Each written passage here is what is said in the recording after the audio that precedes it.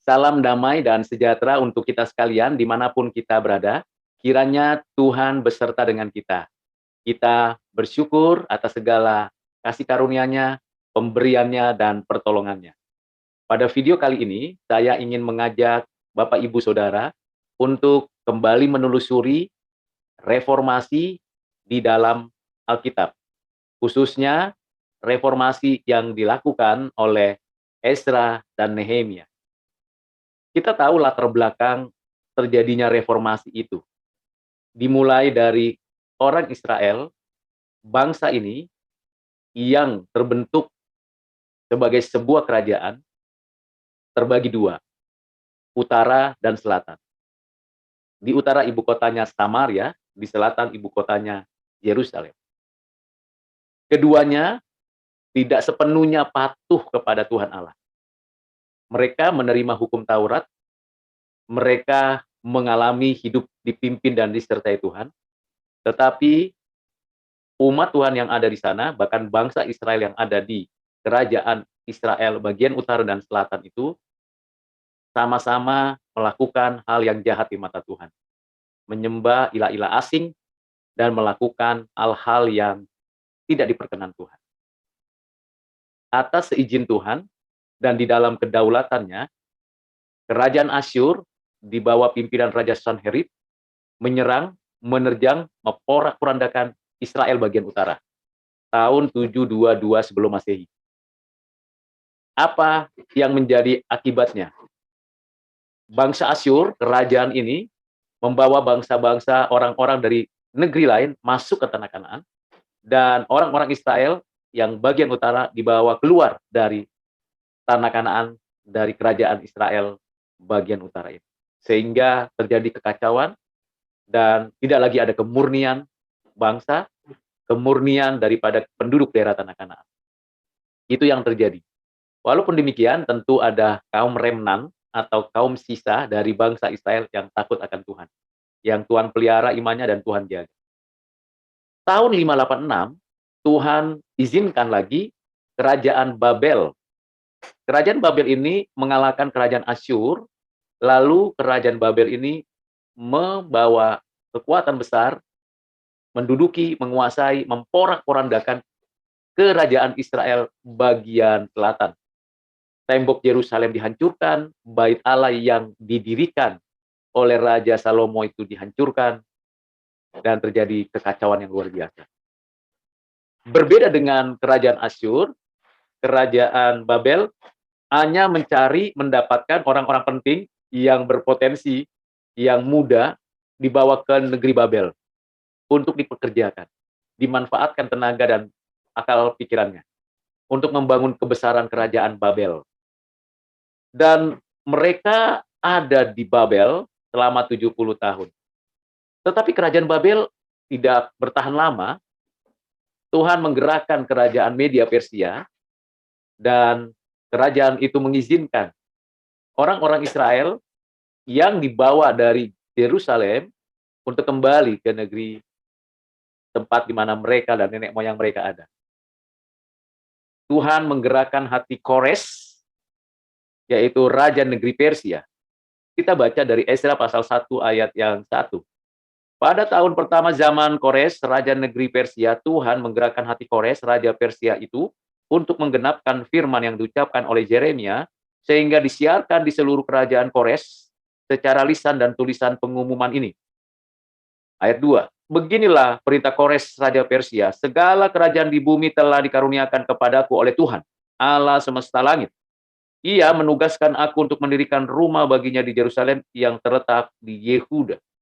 Siapa di antara kamu termasuk umatnya, Allahnya menyertainya, biarlah ia berangkat pulang ke Yerusalem yang terletak di Yehuda, dan mendirikan rumah Tuhan Allah Israel, yakni Allah yang diam di Yerusalem.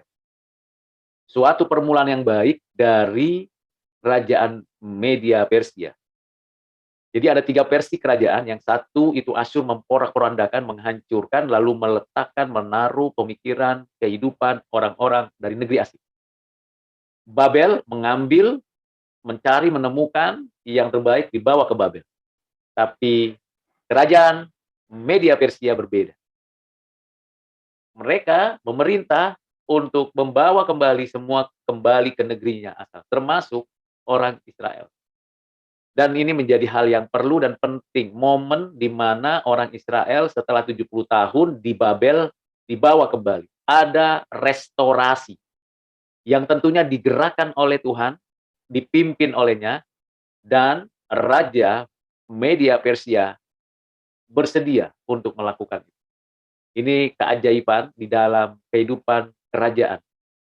Berbeda dengan kerajaan Asyur sebelumnya atau kerajaan Babel sebelumnya, tapi kerajaan Media Persia berupaya mengembalikan hak yang seharusnya dimiliki oleh semua bangsa termasuk orang Israel dibawa kembali ke Yerusalem.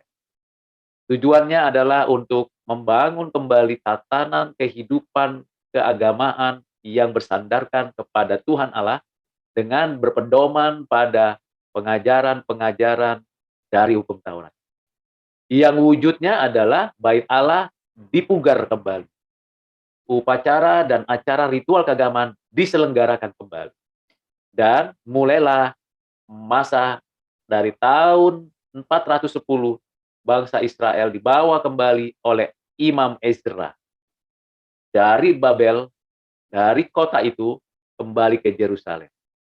Terjadilah sebuah pembaharuan kehidupan, tetapi tidak semua orang-orang Israel yang ada di kota Babel mau kembali ke Yerusalem. Mengapa tidak semua? Karena mereka sudah betah, kerasan ada di Babel. Mereka juga sudah menikah dan beranak cucu di Babel. Mereka sudah menikah dengan orang-orang yang ada di kota atau di wilayah Media Persia. Sehingga mereka tidak bersedia untuk kembali. Tetapi ada orang-orang Israel yang bersedia kembali ke daerah leluhur mereka di Yerusalem. Di pasal kedua dijelaskan demikian ayat 1, inilah orang-orang provinsi Yehuda yang berangkat pulang dari pembuangan, yakni para tawanan yang dahulu diangkut ke Babel oleh Nebukadnezar, Raja Babel, dan yang ke Yerusalem, kembali ke Yerusalem dan ke Yehuda masing-masing ke kotanya. Mereka datang bersama-sama Jerubabel, Yesua, Nehemia, Seraya, Relaya, Mordekai, Bilsan, Mispar, Bikwal, Rehum, dan Baana. Jadi di sini kita lihat bagaimana keputusan Raja Negeri Persia itu, yaitu Kores, ditindaklanjuti dengan pergerakan kembalinya orang Israel dari pembuangan setelah 70 tahun. Dan daftar orang-orang bangsa Israel itu jumlah mereka yang datang kembali itu begitu banyak, baik yang mengelola bait Allah nantinya, maupun yang hidup di dalam kehidupan sehari-hari. Beberapa bagian yang penting yang dimulai dengan sebuah reformasi yang perlu, yaitu membangun kembali bait Allah, mesbah penyembahan kepada Tuhan, dan mulailah pembangunan di Yerusalem, khususnya bait Allah. Walaupun kita tahu ada banyak penghalang, ada orang yang mengganggu, mencoba tidak menyukai dan menyetujui upaya tersebut. Dan memang atas izin daripada kerajaan dari Media Persia, diterapkanlah bagaimana kembalinya orang Israel dan pembangunan bait Allah dan renovasi yang ada. Dan mulailah perjalanan dari Babel ke Yerusalem.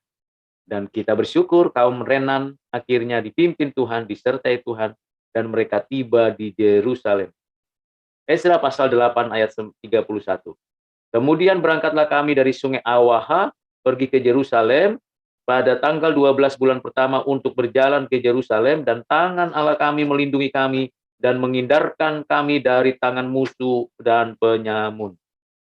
Puji Tuhan, mereka kembali dipimpin, disertai, dan diberkati oleh Tuhan. Tetapi tidak berhenti, mereka hanya kembali dan tinggal menetap di Yerusalem, di kota-kota sekitarnya. Alangkah yang reformasi atau lakukan reformasi oleh Ezra, imam yang setia kepada Tuhan, yaitu mulai dari pasal 9 mengenai pengakuan dosa. Jadi reformasi dimulai dari kelahiran kembali oleh Roh Allah dan dari sana dituntun dalam hati untuk melakukan suatu pengakuan dosa pertobatan. Kita baca pasal 9 ayat 1 dan 2. Sesudah semuanya itu terlaksana, datanglah para pemuka mendekati aku dan berkata, orang-orang Israel awam, para imam dan orang-orang Lewi, tidak memisahkan diri dari penduduk negeri dengan segala kekejiannya, yakni dari orang Kanaan, orang Het, orang Feris, orang Yebus, orang Amon, dan orang Moab, orang Mesir, dan orang Amori, karena mereka telah mengambil istri dari antara anak perempuan orang-orang itu untuk diri sendiri dan untuk anak-anak mereka, sehingga bercampur belah benih yang kudus dengan penduduk negeri, bahkan para pemuka dan penguasa yang lebih dahulu melakukan perbuatan yang tidak baik. Jadi perkawinan campur antara orang yang percaya dengan orang yang tidak percaya. Lebih dari itu juga ada perkawinan antar bangsa, yang pada waktu itu tiap bangsa punya ilahnya, punya dewanya, punya keyakinan kepada dewa itu. Tetapi di pihak lain ada pernikahan atau kawin campur etnis sekaligus kawin campur religiusitas pada masa itu. Itulah sebabnya Ezra mengatakan perlu ada pengakuan dosa. Ini kejahatan yang fatal. Di pasal 9 ayat 3 dituliskan oleh penulis kitab suci ini, ayat ini demikian bunyinya, ketika aku mendengar perkataan itu, maka aku mengoyakkan pakaianku dan jubahku, dan aku mencabut rambut kepalaku dan janggutku, dan duduklah aku tertegun. Jadi dia melihat bagaimana orang-orang Israel itu ternyata telah melakukan sesuatu yang tidak dikehendaki Tuhan. Tidak menjaga hidup yang kudus di dalam keseharian mereka. Itu sebabnya mulai terjadi sebuah dorongan reformasi dari Imam Ezra untuk mengaku dosa, memperbaiki kelakuan, dan memimpin ke dalam kebenaran. Tindakan yang dilakukan adalah melakukan tindakan realistis, konkret. Imam Ezra mengambil suatu tindakan memisahkan antara orang-orang yang tidak percaya dengan orang yang percaya. Mengambil suatu sikap tindakan memisahkan antara suami istri yang berbeda keyakinan dan kepercayaan, bahkan yang tidak menyembah Tuhan Allah. Ini pada konteks waktu itu. Sehingga terjadi sebuah reformasi perkawinan kudus. Tadi pemulihan, restorasi, dan perbaikan bait Allah. Sekarang berkaitan dengan kekudusan dan kesucian perkawinan, maka diadakan reformasi. Terlepas dari kedua reformasi yang ada, kita tahu bahwa Imam Ezra mendirikan 3 hal penting di dalam reformasi itu. Yang pertama adalah Imam Ezra kembali membawa firman Tuhan sebagai dasar pijakan, arah, struktur kehidupan bangsa Israel. Ini yang pertama. Yang kedua, Imam Ezra mendirikan sinagog-sinagog, keberlanjutan dari pelayanan bait Allah di Yerusalem. Jadi tidak perlu dan tidak terlalu penting untuk semua orang Israel yang masih tinggal di utara dan di selatan untuk datang ke bait Allah. Tetapi mereka dapat dididik mengenal Tuhan, mengenal diri, mengenal lingkungannya, di mana mereka makin terampil, itu dapat dilakukan di rumah-rumah ibadat yang didirikan oleh Imam Ezra. Jadi di sana mulai terjadi sebuah perubahan kebudayaan, dan perubahan ini sangat signifikan berkaitan dengan penjelasan, pemaparan dari hukum Taurat. Maka terbentuklah sinagog-sinagog, di mana semua sinagog ada kepemimpinan para imam, dan terbentuklah kelompok kaum rabi. Dan kelompok kaum rabi ini ada 2 bagian penting, yaitu Shammai dan Hillel. Dan keduanya dan seterusnya yang lain, maka mulai pada waktu itu, periode itu, terjadi sebuah perubahan. Nah, ini yang penting. Ada ahli Farisi, ada ahli Saduki, ada orang Zelot, ada orang Eseni, dan ada orang mistik. Terbentuklah kelompok komunitas-komunitas yang beragam. Dan ini dari sebuah gagasan mendirikan sinagog-sinagog di wilayah daerah daratan, kekuasaan di Kanaan.